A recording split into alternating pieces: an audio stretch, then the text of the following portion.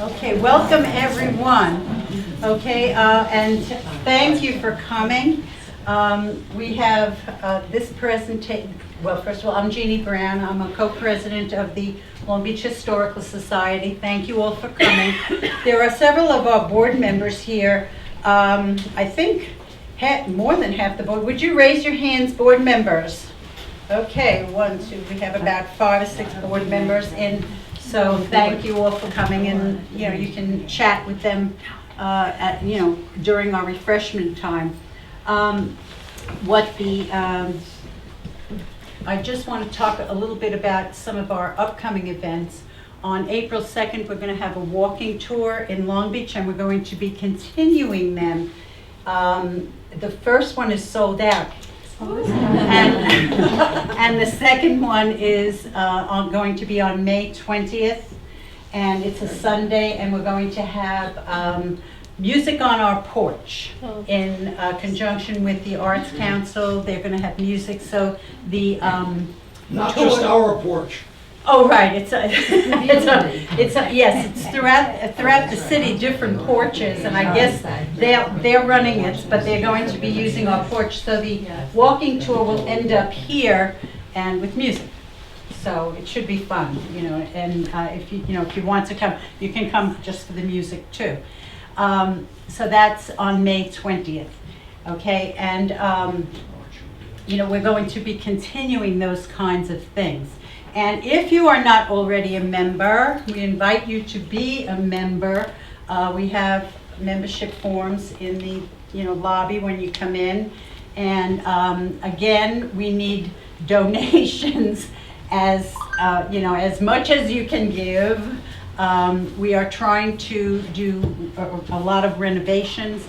We did get grants. We're working very hard to get grants to restore this building. It needs a lot of repair work. And we are on our way, okay, just so you know, we're starting with the windows pretty soon, so we're moving along with that. I just want to thank our student, Henry, for coming, okay, from the high school. Our videographer, last minute, so it was really very nice that he came, and we love working with the students in the schools. It's a very good liaison. Okay, so David Garzinski is going to be, he wrote, well, you'll tell everybody. You did. I don't need to tell you, right? Okay, so about the disappearance of Hog Island, obviously a lot of you know about it, or are interested in hearing about it. A storm, a forgotten island, the legacy of hurricanes.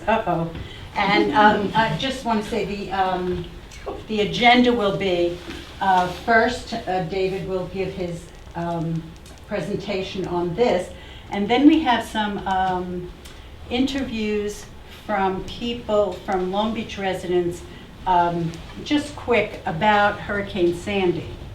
Okay, because this is sort of a little bit of a look back at Hurricane Sandy also. So we'll be doing that, and then we'll have some refreshments, and then we will maybe share our own little stories. Everybody has a story to share, a lot of people do.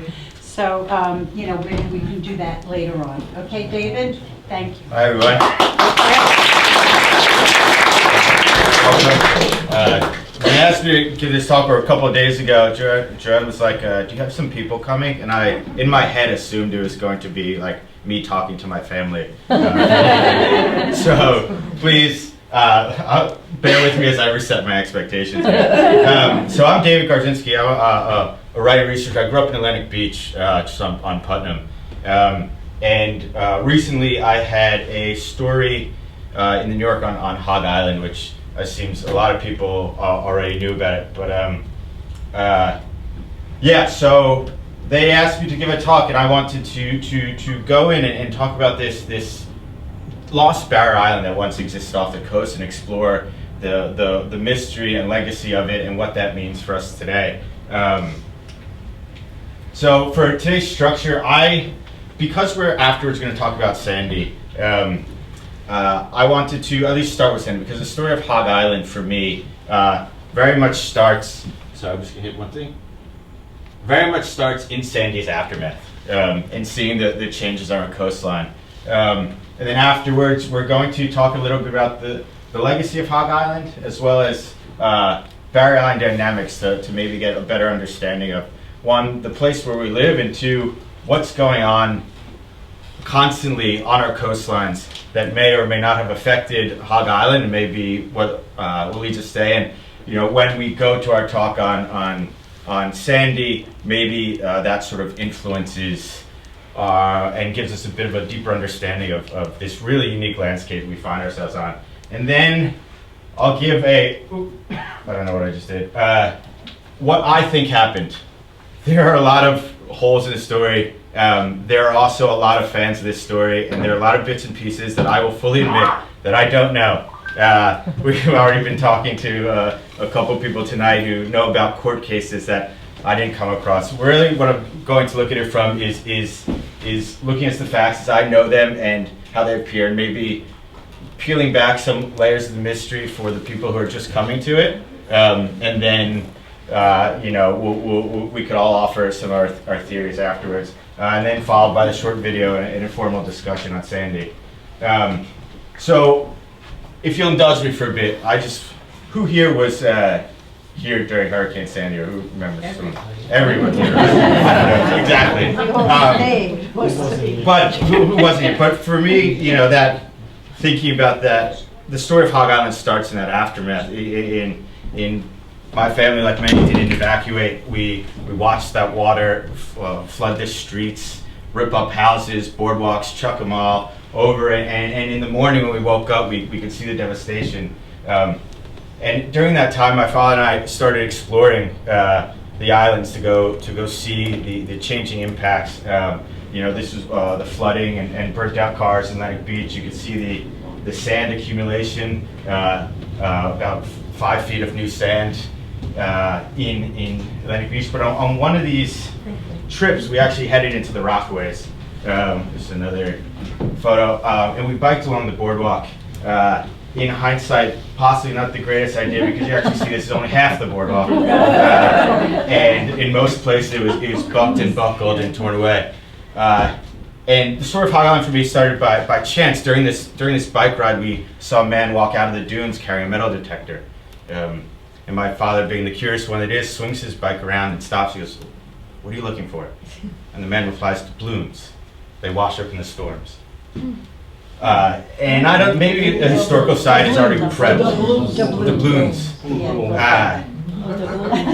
This might be a group of people already primed to know what, the history of the island and what could be buried in the surf. But for me, at 22, the idea of, my hometown having lost treasure and shipwrecks and forgotten storms seemed almost mythic to me. And I didn't know if he was just, one of those New Yorkers who likes to embellish, like most of us here. I don't think a true story has been told by any of us here. But yeah, so he started telling us about these shift, like every island used to be here like a separate island, and there were shipwrecks and storms, and taking this mythic tale. And at one point he points his hand to the water, the vast expanse of water, and he goes, "Out there used to be an island." And in my brain, I couldn't really comprehend it. But after that conversation, it sort of stuck with me. And for years, I moved on with my life. I moved away, moved to the West Coast. But then when I came back, I found myself looking at crossing the Atlantic Beach Bridge every day. And almost in coming home, it was like, when you look in a mirror and all of a sudden the face doesn't look like what you were expecting it to be. You see like the marshes were now very different. They had clawed back. The water was rising, and and I kept coming back to the story of Sandy, the legacy of Sandy, and those images of destruction. I realized I had not reckoned with it yet. And I started looking at the future of our Barrier Islands. I started looking into the past as well, and I quickly discovered that old man was right. There was a lost island, and it had a name. It was called Hog Island. So here we could see in early map of Hog Island, 1880s, or this is actually late in his career, 1886. In most maps, actually called Rockaway Beach, named for the hog-like ridge, the swine-like ridge that ran across his back. And according to legend, the tale even captured in the New York Times, the island is said to have formed in a single night sometime around the time of the Civil War. In truth, it forms a lot slower than that, with a sweep of sand from the east. We'll actually talk a little bit about barrier island dynamics towards the end of this talk. But at its peak, I can't stress the importance of this thing. This was a proto-Hamptons of sorts. Thousands of New Yorkers descended upon this island to eat, drink, make merry, all sorts of things. In the summer, it was dotted with pavilions and bathhouses. People took ferries across the water. Each bathhouse had a lot of the pavilions had boats that would actually either by cable or by sail, and they'd ride across to spend the day on Hog Island. A lot of what can be gathered from bits and pieces of articles, and there's also Alfred Bellot, a historian who wrote a book called The History of the Rockaways, 1685 to 1917, who writes a little bit about this, but this was actually a popular spot for Tammany Hall politicians. Many conferences of great import to New York City took place in this outdoors annex to Tammany Hall, and it was at this time that the village was called familiarity in certain political circles the Irish Saratoga. This was an important piece of New York City history that eventually was just forgotten. Became a lost tidbit, and I think we're going to explore that a little bit here. But you can actually see this is taken from Alfred Bellot's book. You have, it's kind of a little bit faded, but if we can see it here, Hog Island in 1900. The inlet has actually, some of those boats have been replaced by, towards the end, a series of just boardwalks that can now carry people out to that island. So what happened to Hog Island? But there's a lot of, because there's a lot of holes in the information and a lot of stuff has descended to legend, there are a lot of different tacks we could take. The way I'd heard this story is that Hog Island, that when that stranger had pointed out, he over the water, he's wiped down a course of a single night. So that was, he was referring to the 1893 hurricane that hit New York, called the Midnight Storm, another forgotten piece of New York City history that severely damaged the island. I write this as competing theories because as we dig in, you might see that a few of them actually are just different focus points of the same story of Barrier Island. But these are the main three that you'll come across in his local stories, New York Times, and even the New York Historical Society. You have some people say that the 1893 storm completely demolished the island. Others would say that, led by Emil Lucev, who was a historian for the local paper, the Rockaways, the Wave, and the Rockaways. He says actually the final demise came in 1903 when a final nor'easter dealt the final blow. Others, according to the New York Historical Society, actually say the final demise is apparently undocumented, but seems to have washed out at the tide sometime in the 1920s. So there are a lot of different stories depending on who you ask, and I'm sure people in this room have their own theories. We'll talk about them later. But yeah, so I want to start first with this story of the 1893 hurricane.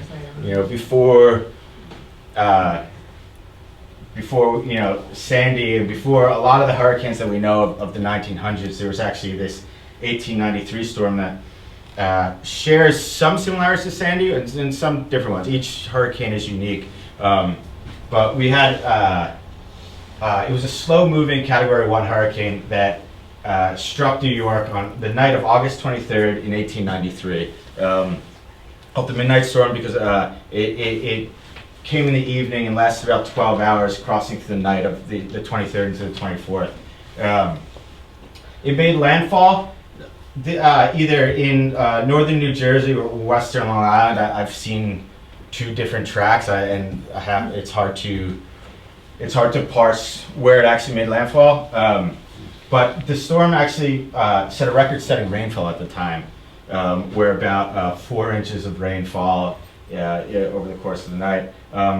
But what's really interesting about this storm is that this is also around the same time the city is developing the first high-rises anywhere. So of all all the hurricanes hit United States, this professor Nick Koch calls it one of the first to strike the high-rises of a major metropolis.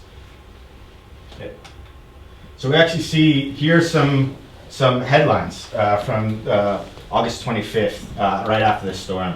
Cyclonic midnight storm. Elements ran riot in the city last night.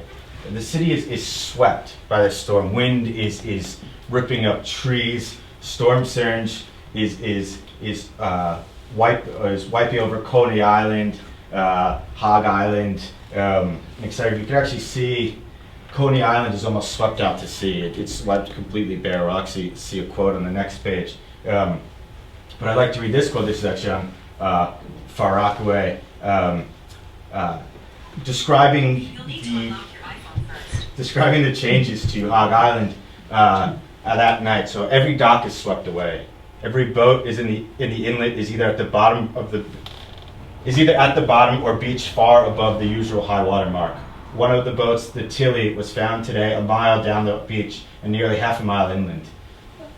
The waves sweep completely over the bar. You actually have a thrilling rescue story here where Patrick Craig, who owned one of the pavilions that was frequented by a lot of Tammany Hall politicians, he's actually staying on the island in a little shack, and they weren't able to get to him until later when this man Stephen Stillwagon went out in a skiff and rescues them, right after everything they do is washed away. They saved nothing but their lives. The little shanty, which partially sheltered them, was swept away less than an hour after they left it. So, for all indications, it's a massive storm on New York, and a massive storm to Hog Island. So you can actually see these quotes. Coney Island came near blowing out to sea. The cyclone swept the beach almost clean and wrecked many of the bathhouses and other buildings. The end of both iron piers were torn away. Hundreds of chimneys were tossed down like playthings. Roofs were ripped off as if with a knife. For a while, actually, if we look here, the telephone wires were torn in every direction. New York goes dark. It has no means of communication with the outside world, so they're actually relying on carriers. Western Union is actually sending people on carriers to reach the city and pass news. And one of the interesting things, especially the wind in the high rises, you actually see the effect of wind ricocheting and testing those early structures. But then they described it as barreling back into Central Park and ripping up the trees and weirdly killing a lot of birds as well. That apparently I think some people ate afterwards, because I don't know. That's what I heard somewhere. Desperate times. But here, so speaking to give somewhat credence to the Hog Island, or the 1893 storm wiping out Hog Island, I'm going to put everything in quotes. We have Alfred Belloc describing the effect on Hog Island in his book.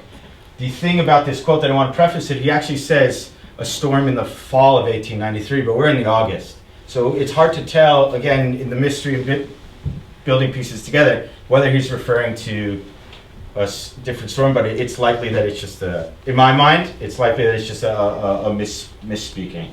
But the outer beach disappeared beneath the waves, and every vestige of it and all the buildings upon it totally destroyed. Where one day appeared this excellent pleasure resort of many thousands of people, which thousands of dollars, a lot of money that time, have been invested upon. Next day, nothing was to be seen except an unbroken surface of water. Father Neptune had claimed his own again, but fortunately has taken no toll on human lives. one of the things and one of the reasons they might think that the storm had faded from public memory is it's not a lot of people actually lived in the southern area at that time. Most of the development is if you think of the city as the nexus spilling outward, like so while a lot of things were destroyed, it actually, at least in some of the lower parts of the city, there were people on boats that tragically passed away. There may have been a few human lives, but in this record on Hog Island, no one was good. I'm going to go back a second, but that gives credence to the 1893 story, or at least that's where a lot of people, the legend, I think, in my mind, comes from, except when you start looking into the record, but you actually, and you start digging into the New York Times articles there, the Brooklyn Daily Eagle, whatnot, you actually see by 1894 you have this: the surf rolls far and shore, the bathing house and boathouse by the dozen have been wished to see. Craig's Pavilion and the bathing houses on Hog Island have been destroyed. This is 8 months after the 1893 hurricane. If I did that math right, maybe not. But that's Craig's Pavilion, the same site of Patrick Craig, who was just rescued, and his bathhouse wiped away. So what happened? Did the storm reform? Did he rebuild? Where are we looking? There's a lot of questions. So that the storm itself and the legacy, the legend we like to tell, there's some question marks start surrounding it. By 1895, you actually see there's an inlet is actually blown into Hog Island, and another storm actually starts tearing down more buildings. So we now have these points in the record that after the 1893 hurricane where it seems these buildings are continually being torn down, which means they have to have been rebuilt. Been rebuilt on what is one of the questions I was sort of asking at the time. We actually have an article here, 1895, after a storm in 1895, Hog Island is set to be abandoned. Which seems a pretty definitive moment where everyone's getting up and leaving Hog Island, except the very next year there's another article saying bathhouses, a new inlet forms, more things on Hog Island were destroyed. So you have these continual articles that add just poke more holes in the story and more sort of question marks surround Hog Island's definitive end. Thinking back to Emil Luciv, he had talked about, it disappearing, the final death blow being in a 1903 storm, but the island sort of reforming and deforming during this time. And one of the things that, I guess, so with all those questions, one of the things I've been asking myself in as many, like obsessing about the story of Hog Island was how can you sort of tie these narratives together? What's the narrative that may have happened? And in my mind, I started hearing rumors of a map that might be able to tell a story. If we had some visual tracking of the landscape at the time, we may be able to give context to these comings and goings of the islands. We can only really see the destruction and rebuild almost tangentially. But if we could visualize it, then maybe we could help deepen the story. And that led me to looking for a series of maps that were all uniquely terrible, if I'm quite being honest. But if you think about cartography, in many ways, a map is a measure of what we value. A map, an atlas of roads meant to guide someone through, the interstate system is not going to sort of show you the rivers in fine detail. And Barrier Islands being such like shifting and small landscapes, everyone else is focused on New York City at the time, this being sort of relatively undeveloped areas, and you're not going to have someone mapping every single change to the area. You actually, sometimes you get pictures where the islands are just merged. You have this tiny crook here being Hog Island, but then you have this unbroken bar for a bit, but here around the same area you have Long Beach Island, a tiny island here, and then the crook of Far Rockaway Beach. So it's really hard to suss through that information. You see here, like this is Hog Island, this is Long Beach, and that's just a blob. You know, some cartographers getting real lazy at that time. But also, when you look at one of the guys who were responsible for rediscovering Hog Island, or at least bringing it back into the public vote, was this Professor Nick Koch, who stumbled upon the story actually doing accidentally. After they dredged up, after they did dredging work in the mid-90s in the Rockaways, he sent his students to go practice excavation and understand the impacts of dredging on the coastline, and they started pulling out artifacts of like broken beer bottles, whiskey bottles, toys, a hurricane lamp, and in dating that, they actually went back and rediscovered the story of Hog Island, and it sort of just descended into local legend, had not really kept up with, you know, the large growth in population. I'm sure in this room the story had been handed down, but for most of the people, Hog Island had been a completely forgotten story into the mid-90s, but even here in 2019, he had laid out these stars are actually his approximation of Hog Island. And you see Atlantic Beach, the silver point at the beginning of Atlantic Beach. But that really is not telling us where it was. But I was fortunate. I was obsessing over it, and for a while, you know, I had been digging through maps online. The pandemic hit. I was trapped in my room, just scrolling through things. But I was fortunate enough to stumble into this building about a year into the pandemic, and we found this map. We almost missed it, or I left the building. We were looking at maps, we couldn't find it. And then there was a nice book in the bookshop that I wanted, and this place only took cash, and I didn't have any. So I walked out and came back, and Phyllis was in here holding this map. And this is let me see if I could, if this doesn't work, or I'm going to start, we're going to start trying to play with this at the same time. But this is a map of Rockaway from Lucin here. And what makes this map, you could right off the bat see how much more detailed it is, right? Yeah. You could just see how not everything's a blob.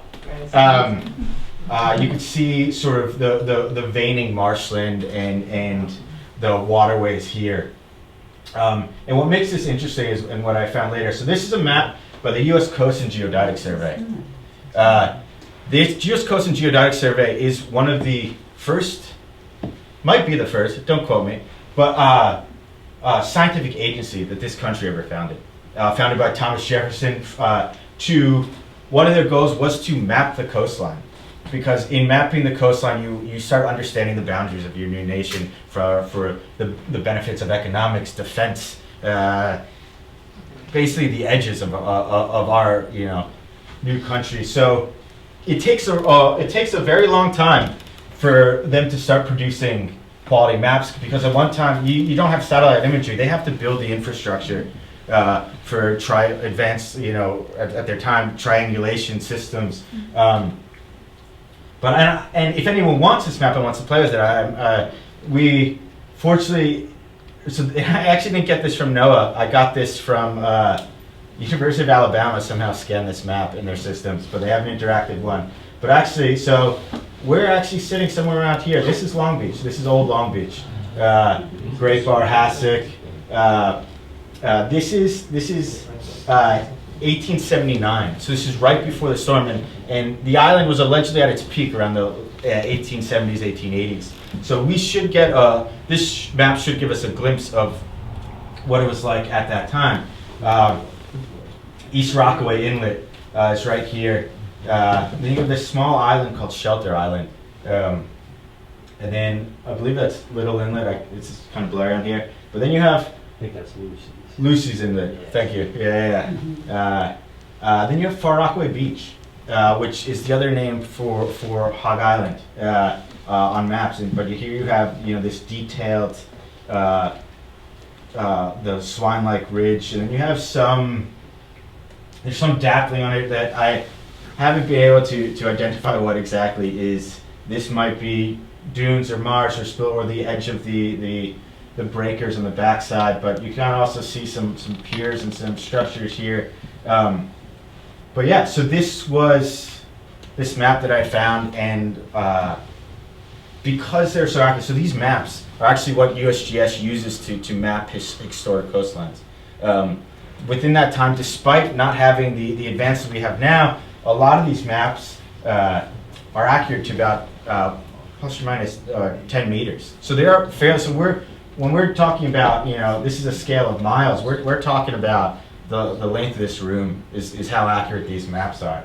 And because we have the beauty of this map is actually you actually have the longitude and latitude points you could overlay it. So I was fortunate enough to have a brother who studies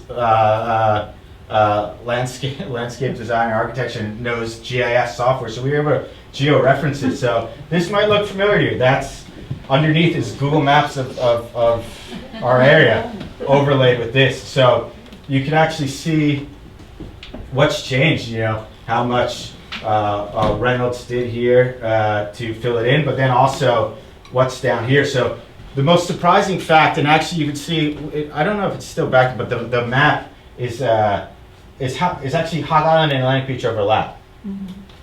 So another question. Yeah, well, it's surprising. What does that mean? But you actually, so the Hog Island was always technically a peninsula that extended out into about landing back at Edgemont, but you actually see the same ridge of Atlantic Beach matches the ridge of Hog Island and extends to this is literally the last street in Atlantic Beach before you get to the village, East Atlantic Beach, the estates, East Atlantic Beach, and then you get to Long Beach, and you can actually see, I believe, New York Avenue and this old inlet. All this was underwater at one point in time. So yeah, and this just raised more questions for you. So to understand the what's happening here, we have to understand the dynamics of barrier islands. I sent this map to a couple experts on coastal geomorphology who study barrier island dynamics. So I think let's go back to. I'm also happy to send this to anyone as well because we can play around with it. Excuse me. Yeah. Does that actually say Luce's Inlet there? I believe so. It's much clearer on my screen, but it's Because not. Luce's Inlet is east of the railroad trestle. It'd be east of the 1880 hotel, which is shown there. So this map dates after 1880, Yeah. but close enough to Yeah. 1879. One of the things about every inlet in barrier island dynamics is that inlets are migratory, and they don't last long. So this might just be a capture time, but it also that would might be more where Deb's Inlet was. Let's look at it a bit, but I'm interested in digging into Well, that. if Hicks Beach is never changing. Yeah. basically. So, that's We could check the map later because it's just too blurry. I actually don't know what it is right now. But you can actually see, so one of the things from early on, when I first discovered the map was actually here was an archivist that we don't know who, possibly in 1995, had begun overlaying at least the outline. And here's the Atlantic Beach Bridge and the Silver Point Jetty sitting out into the water. So you can see there's significant overlap between the 2 points. One is Atlantic Beach is thicker, possibly due to the fact that we've been building sand and with the groins and jetties over time. But here's that overlay again. I want to talk in order to sort of dive into what may have happened. We kind of do have to understand barrier island dynamics quite briefly, and I because one, that's the place we live on, and they're extremely fascinating from a geologic sense. So barrier islands make up about 10% of coastlines worldwide, but in the United States, you could actually basically island hop from lower Maine right to the bottom of Texas. Barrier islands are basically everything. Fire Island, Jones Beach, Ocean City, Maryland, Galveston, Texas, Miami Beach, Florida. These are all barrier islands. Barrier islands are glorified sand deposits. It's just shaped by winds and tides and storms. In a geologic sense, they are blips on the record. Where mountains, we're talking ages, possibly millions of years for tectonics and erases or whatever. Barrier Islands, at least even New York, might be like 6,000 years old. In their wake, they provide critical habitat and ecosystem services because they are in name barrier. Behind them, you have the marshes, you have, and these low energy environments protected from the waves that become critical ecosystems for a lot of migrating shorebirds, fish, etc. And they protect the mainland from storms and waves. But the one part I want to talk about is actually barrier islands are migratory. They are sand in water.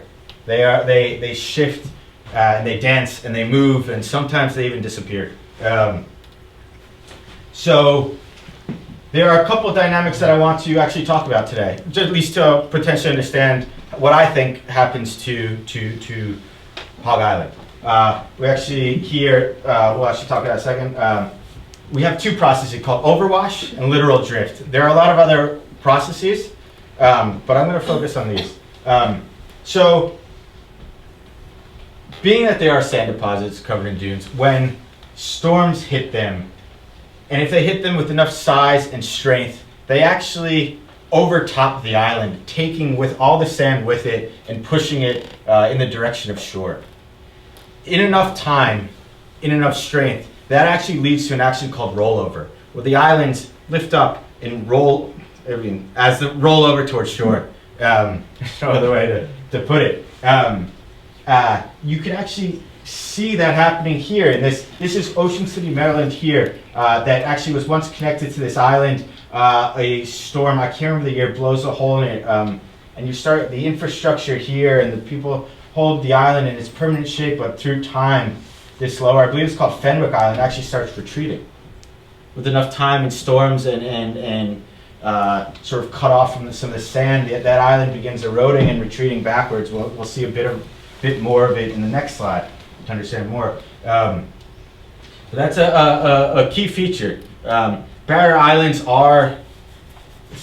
their existence depends on, if you think of it, it's a simple equation where in order for them to exist, accretion has to be greater than erosion. Sand in has to be greater than sand out. And playing with that sand, it seems to be, when we talk about dunes and replenishment, is the equation we really are just playing with. So we have overwash and rollover, and then we also have literal drift, where currents are coming in from the side and pushing sand. This is a undeveloped island, but you can actually see these small overwash fans. So as the storms come in, they push the sand over, and then in bigger storms they push it back further. But this sets the stage for those islands to start retreating. And actually, in periods of sea level rise, the islands are able to respond to slow levels of sea level rise, because as the seas rise and the storm sort of overtop, that sand just keeps getting pushed up and up. So if you were to take a core of this marshland, you could actually see this almost like step-like feature to the sand. You see the mud and marsh had formed, and then a overwash fan of sand, and that actually becomes a record of the island's movement, land's time, the storms. And so scientists actually use that to this search for lost storms, which is a strange idea to think about. A storm could be lost, but if a storm hits and no one's around to hear it, did it make a sound kind of thing? But you also have this sand is going out. So this island over time will move backwards and sideways in the direction of the current as it's pulling off. So I want to bring that back to Hog Island, because we looked at that map, and these things are constantly happening to our landscape even today. They're happening then and they're happening now. Here we actually have one of the findings that I was able to do is digging into the NOAA archives. That T-sheet we looked at earlier, that topographic sheet, they made revisions in 1908 and 1919. Right after that is the next T-sheet, Atlantic Beach is formed. So our glimpse of what happened is already gone. you could see the hash marks here, but you could also see Reynolds as Long Beach is being developed. It's no longer the fun shape that it was. It has, you know, angles and bulkheads and streets and whatever. But Atlantic Beach, fairly undeveloped, but you actually see these breakers and shoals here, and this island extending outward. So there's literal drift going on, and a series of shoals here. Here you can actually see a closer look at these shoals. Also, 1908. It doesn't give much around it, but this is actually just off Atlantic Beach to the point. You have like I'm going to call what becomes Atlantic Beach over here. Long Beach is here, and then the Rockaways are going to be over here. But you have these shallow shoals. My mother invested in a speech pathologist years ago, and it never stopped. Then you have here the 1919 one, so it's actually kind of a bit smaller, but if you look, it's interesting. I could share this as well, but it's small sand dunes or small sandy island covered in like grassy knolls. And you could have here is like the line of the breakers, so what appears in the tides and whatnot. So these are glimpses. We get these flashes of the landscape at this time. These Hog Island's not there, but there's something there. There's sand and whatnot moving, and applying what we had learned. Everyone's gonna have opinions on this part. We'll let it be that. But looking at the thing, you know, we maybe everyone's right in this equation that, you know, 1893 devastates the island, or at least washes it away. But we're always having sand fill in. So 1902 might be a death blow of a sorts, but there might still be something there, but the 1920s washing away, as we just saw. But and in applying what we know of, you know, our own human nature, we could just be, in my mind, so the 1893, this island stress was always changing.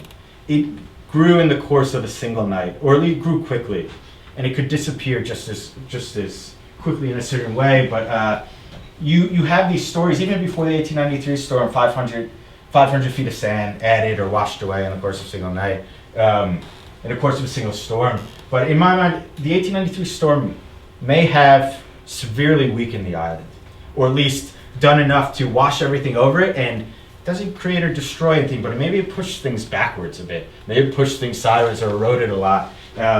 You now have and it sets in motion a tipping point of sorts, where parts that were maybe stronger, dune systems that are strongest, weaker, so the next storm comes in, and you saw that 1895 article on the inlet. Josh said, well, when an inlet goes through something, a lot of weird stuff starts happening, because that means more water's cutting through, it's pushing sand into the bay, setting the stage for more erosion. That inlet migrates as well. Everything migrates. Sand is coming in from the east, building up on one side and eroding on the other. So those are shifting as well, possibly removing all parts of the landscape there. And in my mind, that I think is what's happening to Hog Island, or the undocumented end, is you actually have this period of rapid erosion and overwashing that's leaving behind shoals. It's not, what is the idea? Like, you can get very philosophical about it. Like, when does an island disappear? If the sand has just rearranged itself, or has it been washed away, or is it the island? We've given the island its name, we've given it its shape, and when it no longer represents it, that's when we say it has disappeared. So in my mind, I think just as Hog Island has overwashed onto the shore, new sandbars are already starting to form. So we're having literal drift off Long Beach, right as Hog Island is moving backwards and eroding. And I guess one of the things about, we're looking at the 1894, 1895, those articles, is why is there still buildings there? And I think we just wanted to be on an island. People don't want to give up, even as an island's washing away. Those developers are like, hey, it's a series of 6, let's just put it back up and we'll be back for the next season. So as the island's changing, they're adapting to those changes. It's still called Hog Island up until the point it's not. And we actually see this here. So one of the other things that has kind of fallen out of the record is this is a front page article in Brooklyn Daily Eagle that shows some. This is Caffrey's Pavilion. I don't know if you can see it, but it's showing ravages by the winter storm. So it's Hog Island. It's still being referred to Hog Island as late as 1908. Caffrey Avenue. And he's the breakers are, the building is out amongst the water. Literally waves are passing underneath it. No one would build that, in my mind. Would build it purposely there. I believe the sand is moving through. Far Rockaway Bay filled and a new beach formed at Austin. Those inlets are forming. The sand is being pushed backwards. That island. The reason they no longer ferried and started doing those boardwalks is that the boats were unnavigable. It's actually they captured in this article. Not many years ago, it was necessary to ferry across the bay in order to reach the bathing beach. Later, the bay became so shallow that it was impossible to navigate a boat, and footbridges were then built over the bay to the outer beach. Everything was filling in, sand was shifting rapidly. You actually have the War Department still calling it a navigable part of water, but all the locals laughing at that idea because they know you can just walk out onto it sometimes. But then the other part to back up this theory, or at least in my mind, is you have this, the end of the article talks about this, a long bar is forming off Lawrence. Stretching out from the beach at Lawrence, a long and high bar is forming. This bar is already very prominent and reaches well down the coast to a point not great ways to the east of the Austin property. This bar is about 1,000 feet offshore and is forming rapidly and is plainly seen at low tide, while at high tide the seas break over it. It is very probable that in time, perhaps in the near future, this bar will extend all the way across Far Rockaway's ocean front, and that it will then again become necessary to ferry across a new body of landlocked water in order to enjoy surf bathing. They were positing that with this sand once again would form that peninsula of old, and would they call it Long Island or would it rebuild itself? I don't know. We never got the chance. You had developers in the 20s and 30s start piling sand onto it and build a jetty right at the end, trapping the sand and locking a moving landscape into place. Hog Island never had a chance to reform. And I guess I want to leave that idea because I know where we're transitioning to. I know we probably all have theories on this and we could talk and go in depth. I know this is my best approximation. I would like to let that out there, but that's the facts as I have seen them and understand them. And what that means for us today, because I know we're going to talk about Sandy and the legacy of storms. And for me, when we think about the legacy of Sandy, it's often the legacy of Hog Island, because looking at this aftermath of the storm, it wasn't so much the destruction, but it was the very idea that it was a point in time where this island for me went from being a stagnant, fixed point in time in my childhood, this point that would always be here, to understanding that this is a very changing landscape. With each tide, each storm, each wave, our island grows and shrinks. Nothing is fixed here. And Hog Island at least shows how drastic some changes can be to barrier islands. We've, of course, changed the equation though. We've developed the island, we've fixed it, we are now invested in keeping it as we see fit. And it's really unlikely that the 1893 storm could happen in an infrastructure world. If that is the true thing, where an island is wiped out, of course, in a single night, that would be a very large storm and very probably not possible. But that idea is to demonstrate just how dynamic the coast is and the shifting landscape is and what we are living on, and that equation is always going on and always something in our background, in the back of our heads. You know, in Sandy, actually, in Fire Island, it actually carved an inlet through, and there were big fights on keeping it or filling it in because could lead to erosion, but it was also making the backwater healthier because more fresh water was going in. And one of the things we actually faced with, we love the idea of a storm and the myth of it, and who doesn't. It is romantic and violent and intoxicating, but in many ways, one of the slower thing is threat is we have a sea level rise, and that as the seas rise, we're going to face increasing pressure from those dynamics that are always in play. They will increase some erosive forces. They will press up against our beaches and start changing the equation and raise the cost of keeping this place in time. And it is, you know, we all want to live here. We all want to, like, this is our home. This is the island that we've built for ourselves. But we have to, somewhat in my mind, be honest about why we love it. Love it for what it is as a system, or for what we've made it into, and what we're willing to give to that, and the prices we're willing to pay. Because at the end of the day, you even see this is after Sandy. Is we talked about overwash. We're digging out 6 feet of sand here. So these are not the idea of, you know, these romantic, or Hog Island, or this, a lot of this movement is, it can, for me, this was the legacy, was that how much our island could move, how much those fans of sand could blow across our streets, how much our beach can grow and shrink, even in just courses of single nights. And yeah, and I know we're going to talk about Sandy in a bit. This is perfect. I was going for 45 minutes, we're at 46, and I feel very good. Did not practice that. But yeah, and it's just, for me, that's the legacy of Sandy. That's the legacy of Hog Island. That's the legacy of our islands. These are really fascinating landscapes that we have built our lives upon. But learning that they're moving and shifting and dancing, and learning how to interact with it, for better or for worse, is something I think should discuss or think about or meditate on in that act. And I know everyone's, or I would love to, that's the end of my talk, and I'd love to take some questions. I know people have theories and could discuss it, so maybe we take a few questions and then go into the Yes. second half. Well, I'm just thinking that perhaps, if we have questions that, and I do,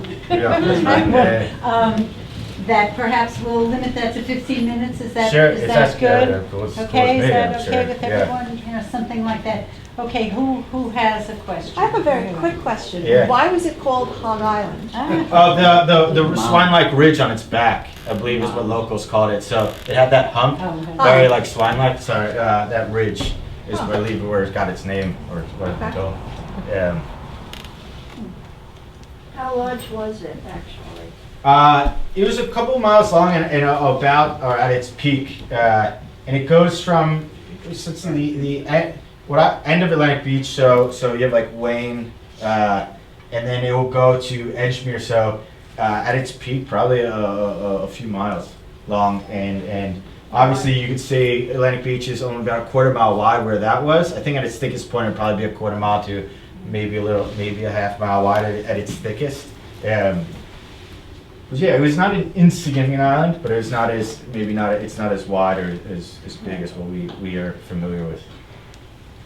Could you put up the overlay map? Oh yeah, I love that. Yeah, Yeah. that's actually Yeah. yeah. Thank you. There's my brother who made it for me. GIS software is very expensive, and Yeah, my school paid for it. yeah. So yeah, if we want to. So would this suggest that Hog Island lives in Atlantic Beach? We get to the point where we're off book. It's philosophical more than anything. In Hog Island and Atlantic Beach have significant overlap. In the poetic sense, I like saying Hog Island and Atlantic Beach. I say Hog Island is built on the bones of Atlantic Beach. Is the sand the same?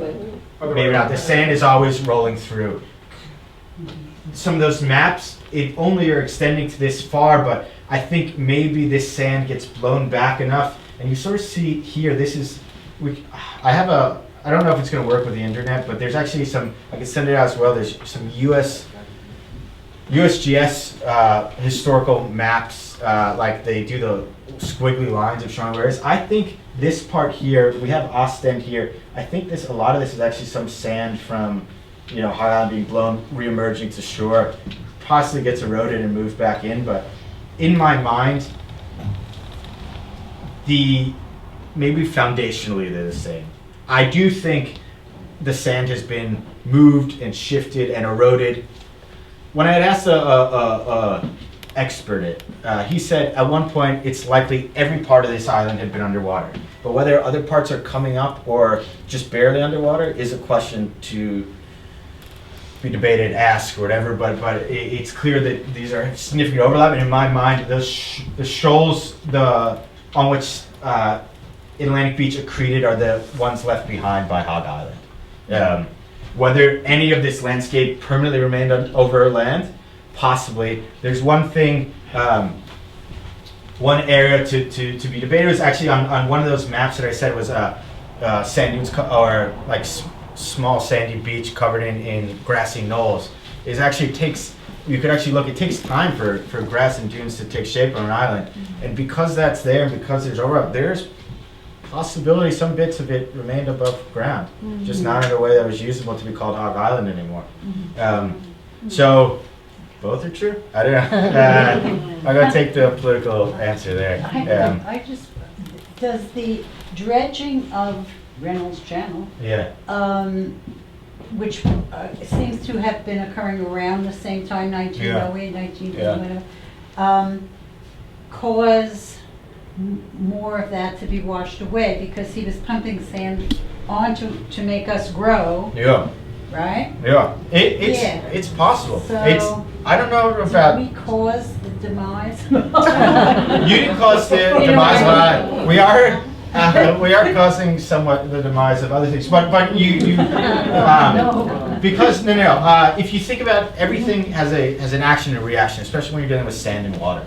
You know, we always like, oh well, if the equation is just we need to make sure sand in is greater than sand out. Sure, build a jetty, but that also means now everything to the left of it is no longer getting sand. A lot of the issues that are dealing with in the rockways, that those beaches are eroding rapidly, it's actually all the sand is being grabbed by everyone upstream of it. And like beach, so change one thing, you break another. Could that have happened? Yes, all this could a lot of the dredging channel and expansion outward have changed the dynamics of the system? Yes, they could lead to, if they lead to a greater sediment flow, they would lead to a lot of sediment moving into Atlantic Beach, or I don't know if it would be eroding Hog Island, Well, he's but it would be pumping to make us, the island grow. But that was further east. But it would be Well, around further here now. east, Yeah. yes. But They still. also took it from the ocean, so there was sand. So yeah, that Not They just put from- jetties in it, it Right. affects some of where the sand He goes. deepened Reynolds deepened Island, Reynolds. Yeah. but he also took sand from so the ocean. Right. there are always some debates on or Yeah. even today we're learning about dredging and dredging too deep or dredging shallow and how that changes the system. If you dredge too deep, that sand gets refilled. It's all to say it's a very delicate system that is really just difficult to model and predict in that sort of way. But it is a possibility. I think the takeaway from this article and your talk is not just that, sands shift and hurricanes do things, but as you mentioned, towards the end of your presentation, sea is rising. So what does that mean going forward? How do we keep these barrier islands that have now become Myrtle Beach and Miami, for instance, and all these places that have totally built up?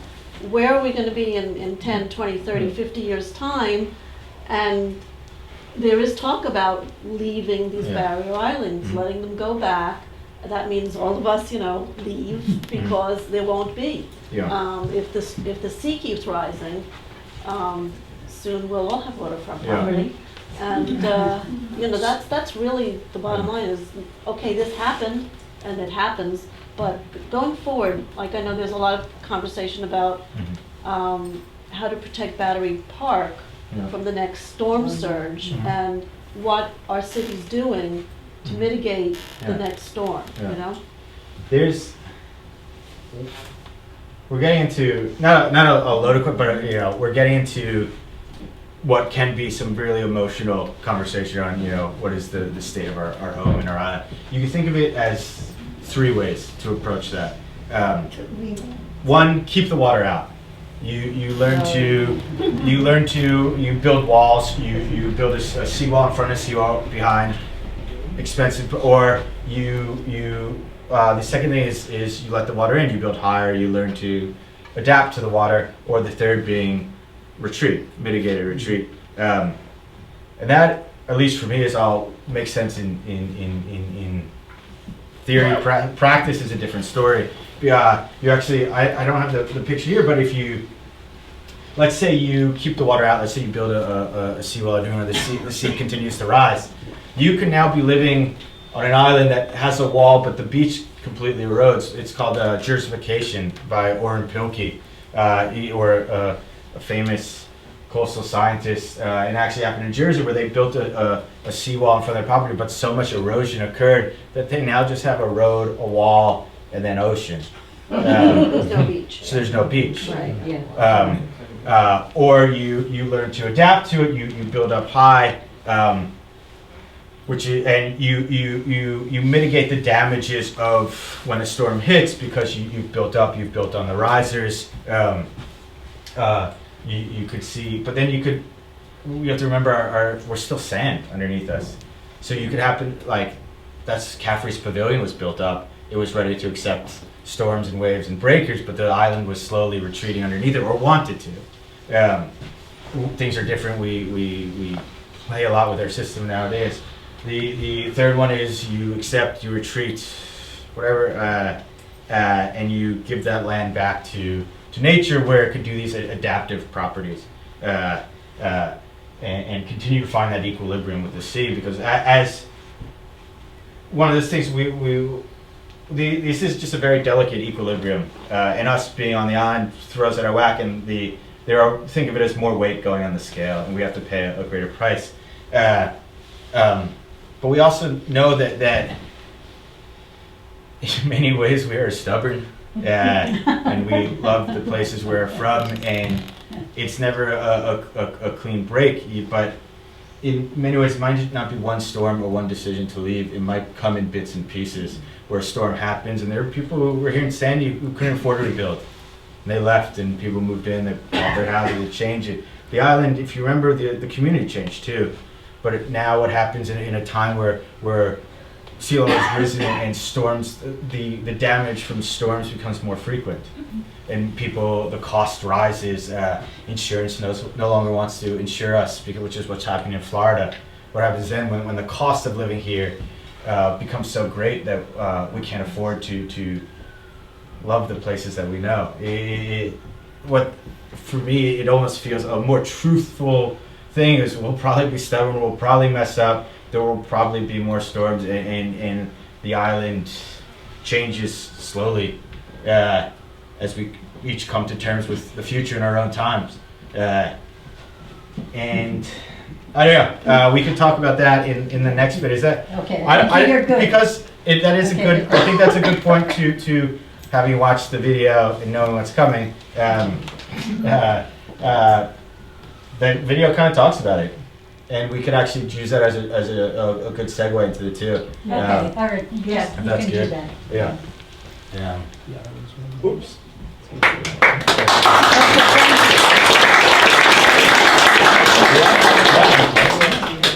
Thanks, Dave.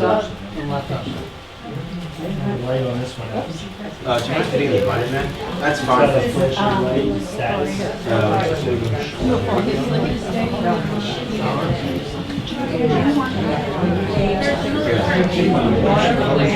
have water in the water. Yes. Change it now. Yes, you did. It says 20 minutes left. Okay, we have in our possession a map that was made by Ronnie Paganini, and what this shows is the original hassocks, the brown, are the original hassocks that Long Beach was made of. That's what we have. And the green is water. And he filled in all of those greens. And do you see the West End? See where, this is New York Avenue. This is the original, The green is today's loan. this is Well, filled. This was right. all filled in. And if you look at, there's a red line around it, and that's us now. you know. And now, of course, we're a little bigger because the Army Corps of Engineers made more beach.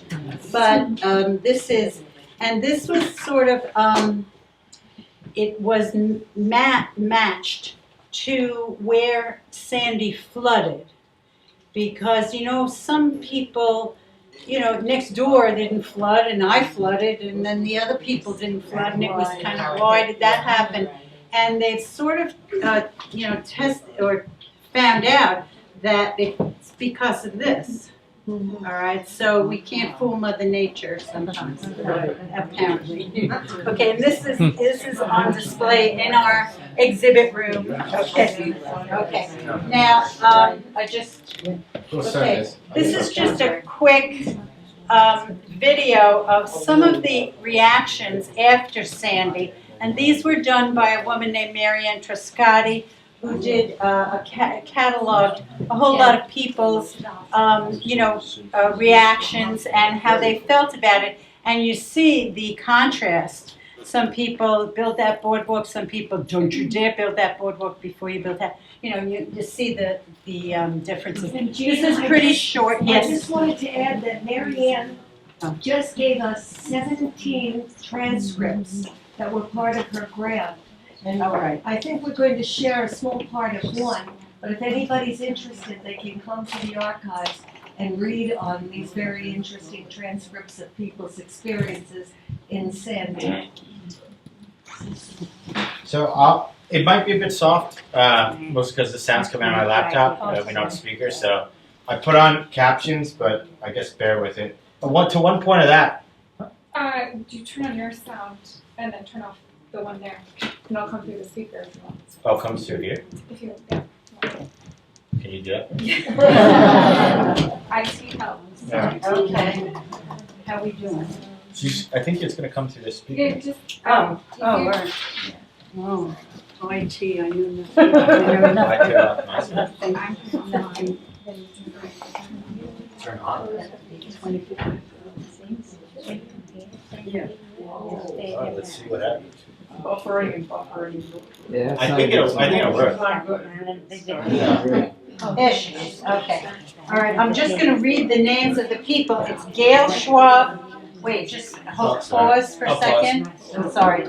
Gail Schwab, Stephen Borglum, Mindy Warshaw, Gordon Tepper, and Scott Kemmons in a row. And again, it's pretty quick. It's, okay, and then we'll get a refresher. Sorry, I'm trying. Oh, Chelsea. That's very soft. It's not playing at all. It's not. Did my one? Oh, can we, yeah. Yes, I paused it. Sorry, let me start over. Oh, that's not. Sorry. Well, I don't know why it's not coming through. I don't know where we're Oh, going. there we go. There it is. Wait a minute. I don't know where I go. But I'm never doing that again. That's it. Sitting in my attic while the water filled up my clothes. That is just not something that you want to be doing again. The boardwalk thing is like the greatest thing. You know, I walk on a boardwalk, I say every day, maybe 4 times a week. And in the winter, when I'm walking on the boardwalk, I feel like I'm skiing on the boardwalk. You know, and I feel, I don't even ever have to really go on vacation. I do travel, and I do go places. But walking on the boardwalk is like being any place in the world. And to me, it's my favorite. So now it's gone. You know, all the naysayers, oh, that boardwalk isn't going to be here for 5 years. They're never going to put it up. And then it's going to be this blacktop thing and all this negative speculation of what it's going to be. And if I forget it at all, you know, I'm missing it. I'm longing for it. And then they put up this spectacular looking boardwalk that's beyond anything I could have ever imagined before time, on schedule, before schedule. And it's just fantastic. I love my community. There are things I don't like what gets done. I don't really like that the boardwalk came first and we came second. Because the boardwalk is a beautiful $45 million boardwalk, but our infrastructure's crumbling. You know, I think the fact that the city did such a great job was not an accident, right? I think the administration really was geared up and ready to go. Naturally, you can never. This is an epic storm that you don't anticipate. You prepare. So I actually asked the question, well, is there a plan for Nassau County? And he said no, there was no plan. This was the era of shrinking government, and that people had to plan for themselves. And I was really shocked and kind of ticked off at this answer. You know, unfortunately, a lot of these past storms we had, Irene, and even going back to 1985 to Gloria, a lot of people evacuated, told them to evacuate, and they didn't leave. Nothing really happened. So it became the boy that cried wolf. Well, this storm, we had a lot of people hiding in their attics, because that was the only place that was safe in their house. And then once the water receded, they were able to get out. I would never have thought a storm like this could happen. You know, it was always if and not when. But, you know, could all the planets align again and something like this happen? I would be crazy to say it wasn't possible. You know, and I think everybody needs to be prepared for that. And if there is another warning, we need to heed that warning. And when we tell people to evacuate, I think the next time they will evacuate.